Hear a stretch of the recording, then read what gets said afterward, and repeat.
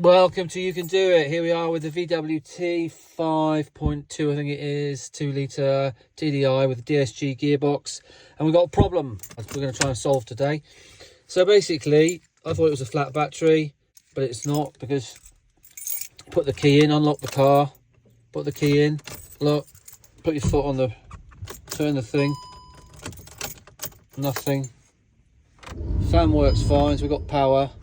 That is flashing, which I've never actually noticed before, so I don't know whether actually that did always flash or not, but that's flashing, so that might be telling me something. But we can't get it, even when you put your foot on the brake, you can't get that thing out of there. So I'm going to show you quickly, first part of this video is how we take off this cover and get it into to emergency move. So basically you've got to put your hands under here and pull this cover up, right, like that, which we've done.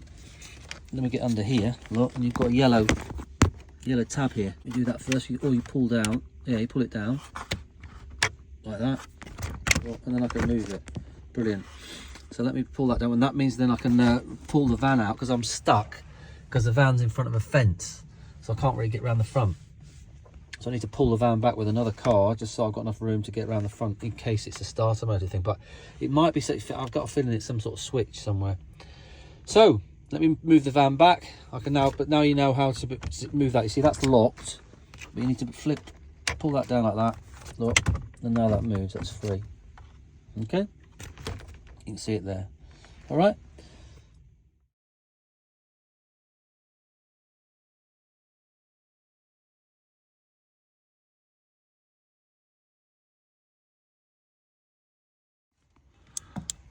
Okay, I read something on YouTube for someone who had a fault, and look, I can see here, look, can you see water? Yeah, look, can you see that water drip there, look?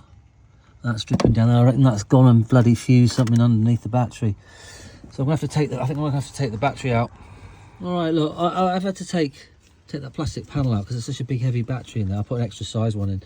I have to undo that bit there, and that, all those plastic panels come out, then the battery comes out. But you can see this is all soaking wet. Now what someone on the internet was saying is that this has gone down under here and got into the electric. So I don't know, I'm going to just quickly whip these 4 bolts off here, and I think this plate comes off. So let me have a go at that, and I can see what's going on underneath. I checked all the fuses with a tester, and they're all fine. But look what I found in here. I've got like ants down there, and there's just a constant stream of water coming down here. Constant. So that I've got, no, that's gone down somewhere inside. Unfortunately for me, I was going to do a read on the VCDS and see if anything comes up, but I can't do that until I put the batteries. I've got to go and put the battery back in. Unfortunately, I want to try and clean out or vacuum out some of these ants. Right, so under here we've got all the relays. You've got some massive fuses here and the relays. So what we're going to do is quickly take this box off and just check it's not full of water, or we'll have a quick just look at the relays. So there's one screw on the back side down there, and then there's 1, 2, 3, 4, 5, 6. So I'm just going to unclip this cable off the top of it. There, look. Yeah, so she's off. This is something connected to the battery. So look, so now I'm just going to undo those with I think it's a torque 20. I'll do torque 25. So let me do that. Look, the final one's down there. It's easy to take the lid off there, so you can get to it there. So that's the final bolt. All right, we've got the lid off, and you can see all the main fuses there. Look, all those ones there, and then all your relays there. That's your relays for your for all sorts of stuff in the management. And I think one of those is actually the starter motor relay. So what I'm going to do is I'm going to take a picture of that. Yeah, they're good. That's good. Good. All right, so I've put the battery, the lid back on, tighten that up. I've put the cover, this base plate for the battery back on. I'm not putting that plastic divider back in because I don't know whether this is going to work or not. So I ran the hairdryer in that box so that it sort of dried any sort of condensation in there out, and warmed up the relays slightly, so they might work. So now what I'm going to do is put the positive and negative back on, and then we'll go back in the car and see what happens. All right, look, we've got it started, but the traction control light is on and it won't go off. I've actually got it out away from where it was parked. I've actually taken it for a drive, and it was bloody slightly nerve-wracking because it kept dropping out of gear, going from 4th to 0, then 7th. If you slow down to almost still, it went to 7th, and it's all over the place. Now, this thing is fantastic. It took us to Croatia before I parked up, and then I parked it, and I've left it for 3 weeks. And I think what's happened is it's been doing nothing here in Austria but bloody rain, and I reckon water's got in somewhere. So my theory is I'm going to just leave it running like this now, so that the whole engine bay gets nice and warm. Because interestingly, the temperature gauge went down to like sort of 70, 75, and the fuel gauge was like only here. So there's definitely something going on. And I think it's because the van was parked sort of like that. So all the water off the roof and everything it all basically went down into that corner of where the battery is, and underneath there. Now, it was all dry where I could see, but I think obviously it's got somewhere. And interestingly, when I first started this up and I had it just running and ticking over, sometimes it'd rev up to a lot faster, and then sometimes it would go back. It was something to do with it. The problem with this was I think it was the switch in here, because I pushed that really far forward and it tried to turn over, and then it went. So maybe it's a switch here, but I'm going to let this run for maybe an hour like this, so I get plenty of heat in that engine bay, and then we'll see how it goes. We'll take it for another spin. But obviously, as anyone with one of these DSGs knows, if it suddenly goes out of gear, there's nothing you can do about it. So you're just sitting there putting your foot down, nothing happens. So you can get stranded quite easily. So it's a little bit of a nerve-wracking thing to do. But let's see. I'll leave this running for another hour, and then see how we get on. Okay. This is a telltale sign. So when I was trying to get this thing started and it wouldn't start, that was flashing. Right, now I reckon that was flashing because it was almost like an electrical fault.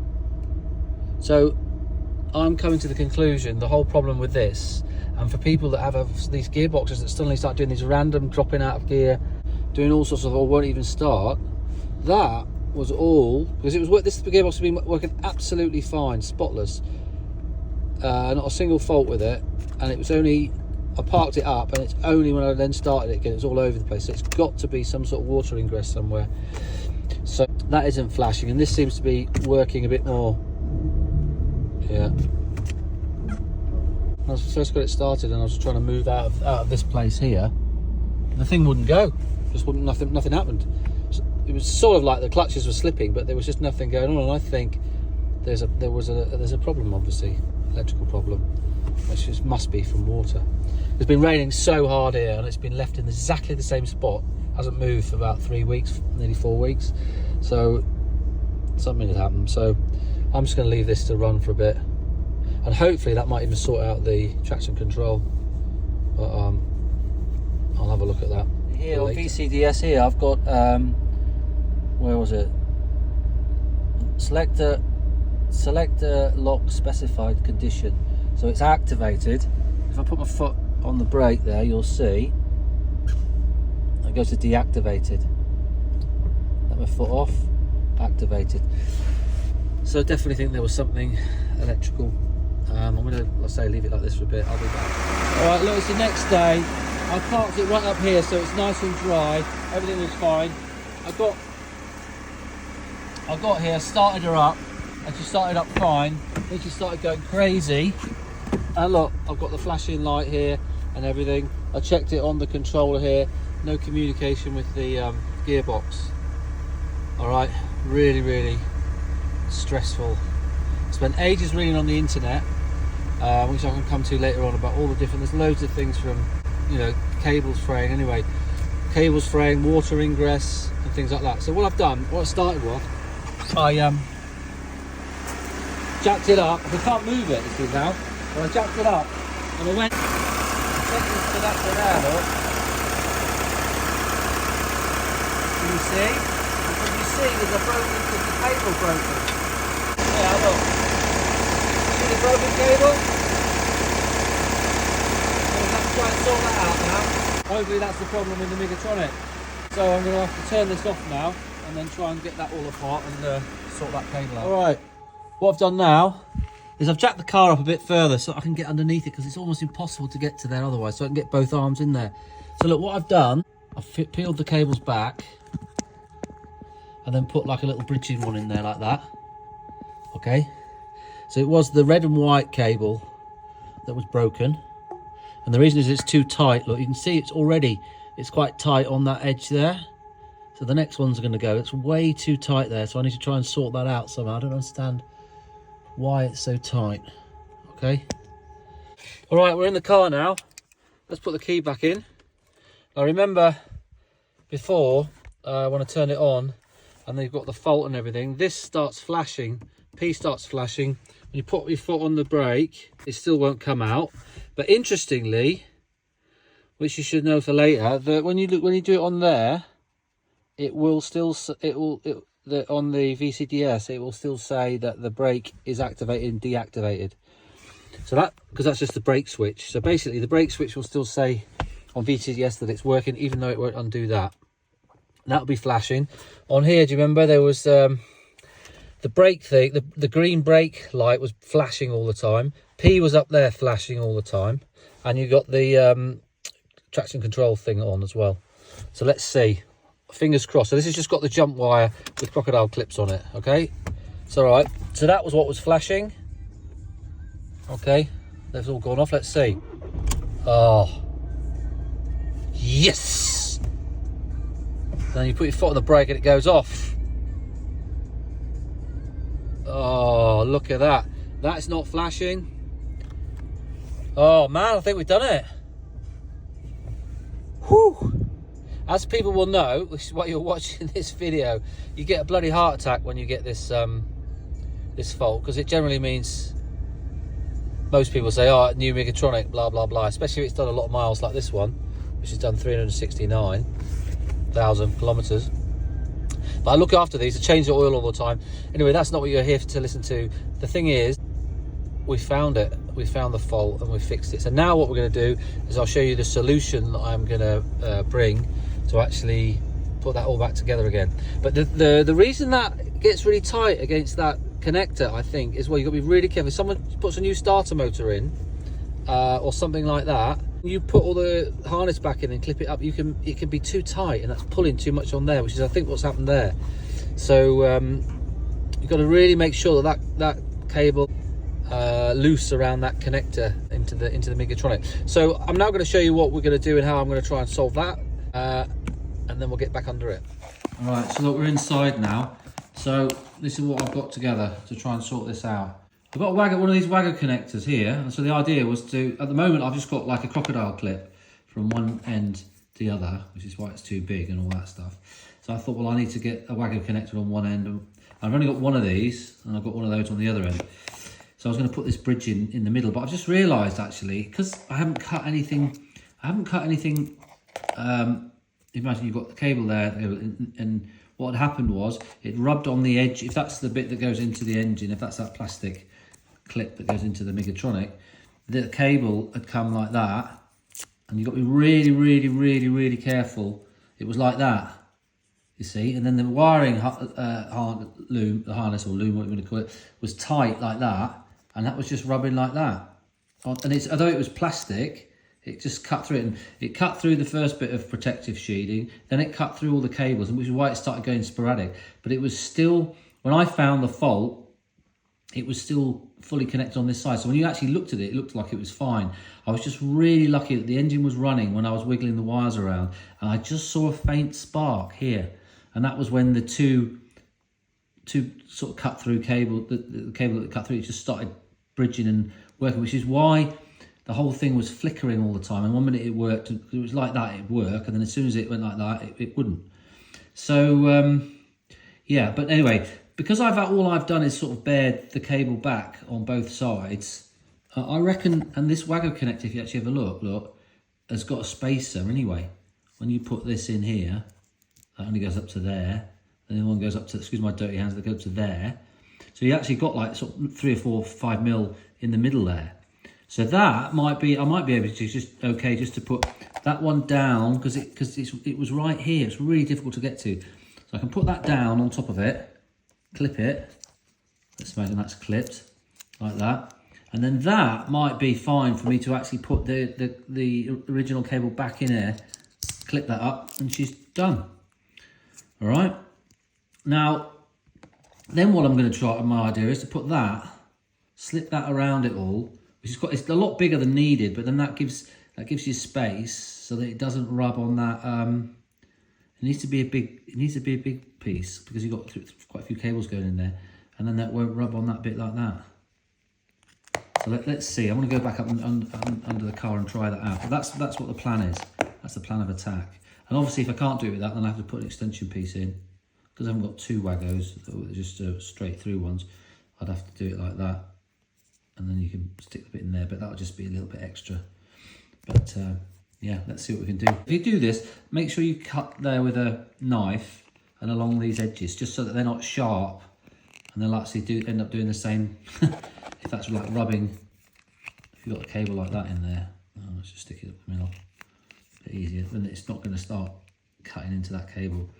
Okay, but I just want to bridge. Imagine if that's the connector. I just want to bridge that bit there so it doesn't cut it. It's really weird. So I better have some sort of protective thing. And then of course I've got some of this amalgamation tape which I'll wrap around it as well to protect it. Okay, let's go back outside, see how we get on. So you can see how tight that is there. Yeah. So what I'm going to do now is I'm going to take this off here. I'll take that one off there. There we are. So now what I'll do is I'll unplug that. But what we're going to try and do is make sure we get some slack here somehow. So I've got this here. I'm going to try and make sure I can get some slack so that this is not too tight here. That's really tight. And it's really easy to pull that tight against that, and then the vibrations. All right, look. I'm going to have to use this because when you screw that in, it's like that.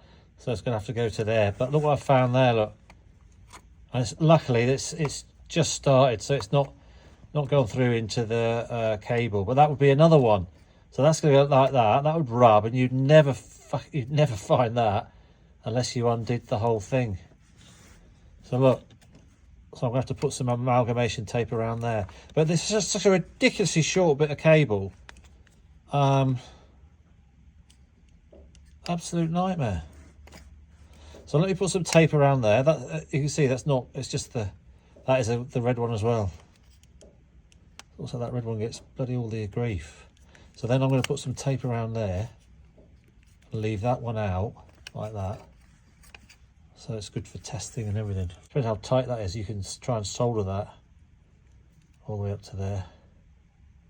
I don't actually know if I can get that off now. Now that's clipped in there. That's like absolutely solid.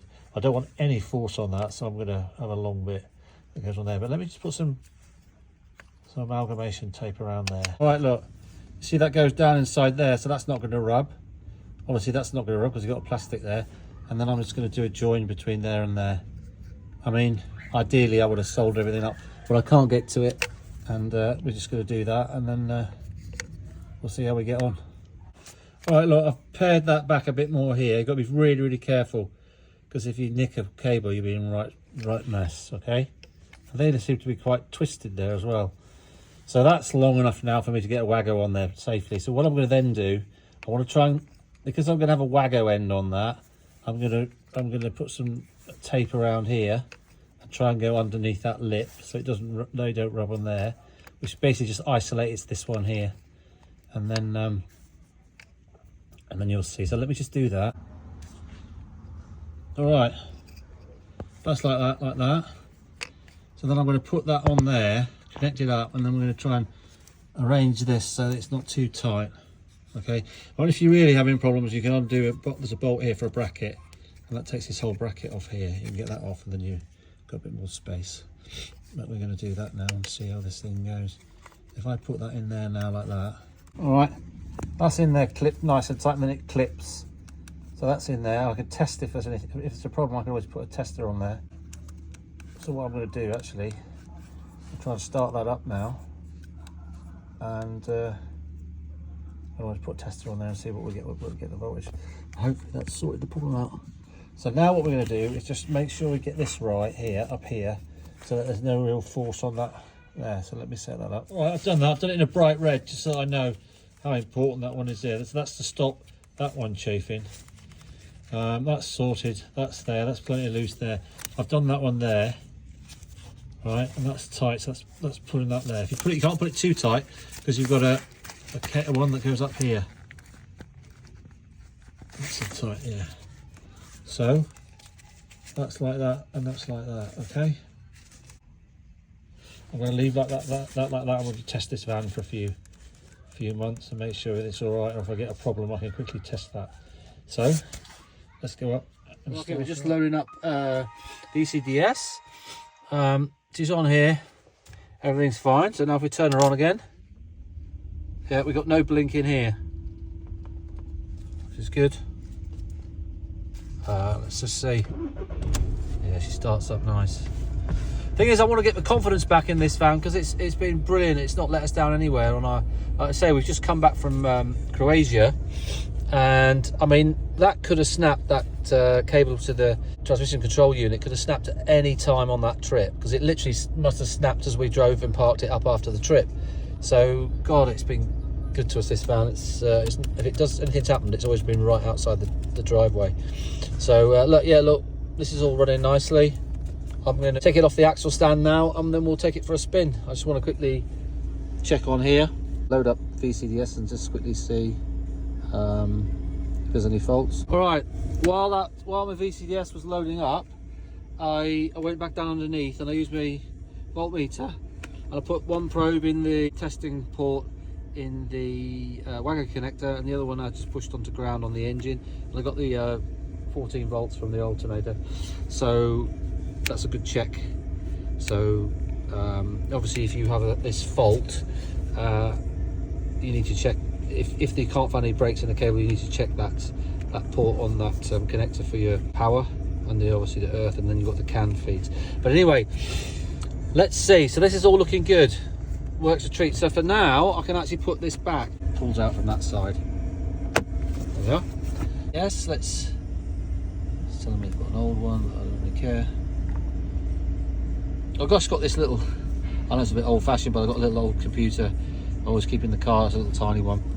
It's running Windows XP, so it's a bit slow, but it does the job. I always have this wherever we are, driving, traveling, anything happens. All right, cable's in. Let's go up to engine. All right, she's up. You've got it in. Let's just go to fault codes. Yeah, no fault codes. Good to go. That was the problem. So let's close controller. Let's go quickly to auto trans. They are DSG DQ500. Fault codes, none. Okay, so VCDS is fine. Okay, we've been for a run in the car, all running fine. Gearbox is fine. So there you are. We have done it. I hope this video has been helpful.